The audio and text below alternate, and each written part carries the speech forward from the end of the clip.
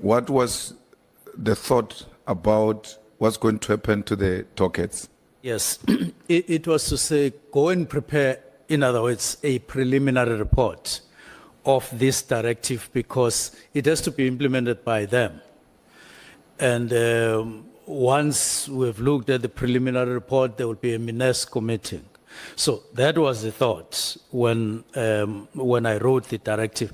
At the same time as I wrote the directive, it was connected in that particular fashion. And when the dockets finds themselves in Sibiya's position, out of Sibiya's instruction, what do you do about it? That would be the subject of discussion of the preliminary report, because the preliminary report is an operational implementation matter with all the implications of the directive. They would then say, this directive means this is what we must do or not do with dockets, this is what we must do or not do with staff, this is what we must do or not do with cases that are on, and all the related matters. They would then include them in the preliminary report, which would give us a way forward. Yeah, but when you hear out of the directive, the dockets are with Sibiya. The instruction is given, all processes and all of that.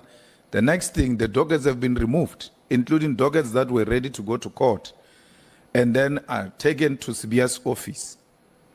When that is brought to your attention, what did you do about it?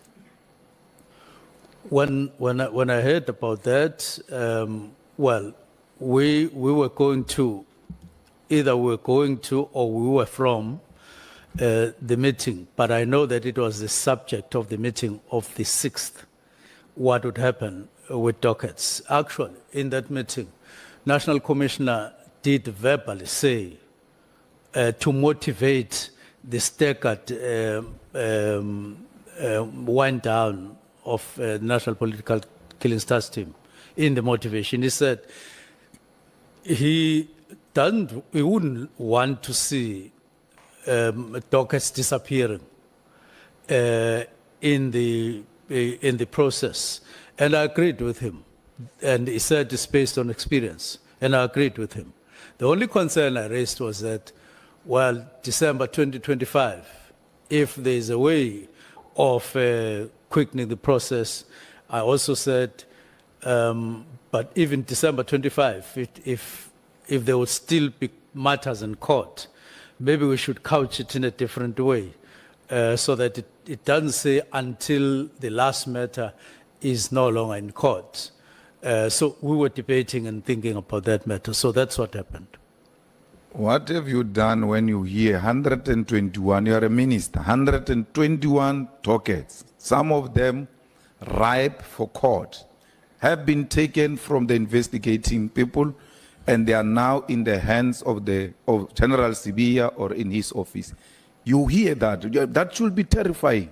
And what did you do about it? I hear all of that. What did you do about it in the immediate, as a responsible executive for that department? And this is happening out of your directive. Everybody, whatever confusion is there, but the reality is that 121 cases have been taken. Families have not been briefed why their cases have been taken away.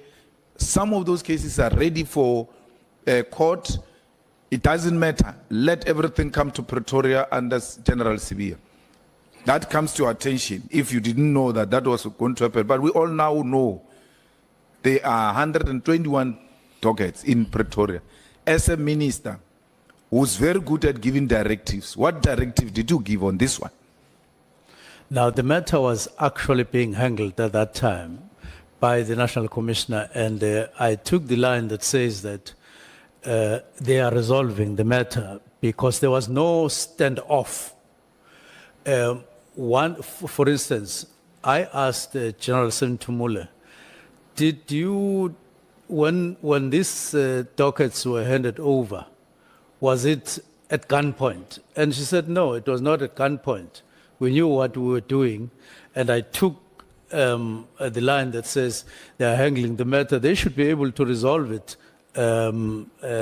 maybe even now as I'm talking, or tomorrow, or something like that. I trusted that the matter was being handled by senior people, two divisional commissioners and then the National Commissioner, and also the Deputy National Commissioner.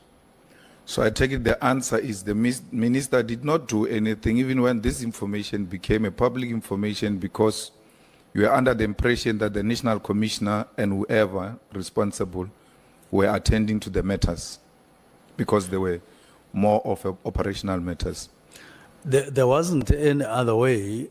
If you believed and trusted that they are handling it, you wouldn't call a meeting. You wouldn't give a directive because they were already handling the matter. And my trust was based on the belief that they were handling it and handling it properly. That's why I asked that question at some